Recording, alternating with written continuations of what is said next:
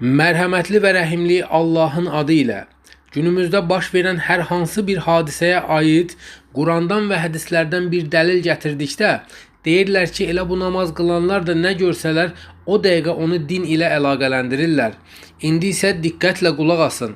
Müasir elmin, texnologiyanın ərsəyə gətirdiyi ən son, ən yüksək nöqtə yapay zəkadır. Yapay zəka ona verilən hər bir suala, düşüncəyə cavab verir. Hətta mahnı belə bəstələyə bilir. Lakin ona Qurana bənzər bir surə gətir dedikdə, Quranın içində mənəvi bir güc olduğu üçün bunu edə bilməsi mümkün deyil deyə cavab verir. Baxın, Allah Quranda İsra surəsinin 88-ci ayəsində bildirir ki, əgər insanlar və cinlər bir yerə yığışıb ona bənzər bir şey gətirmək üçün bir-birinə kömək etsələr belə, yenə də ona bənzərini gətirə bilməzlər. Həmçinin yapay zəka hal-hazırda artıq heyvanların dillərini aydınlatmağa çalışır. Yəni bu o deməkdir ki, yaxın gələcəkdə artıq insanlarla heyvanlar söhbət edəcəklər.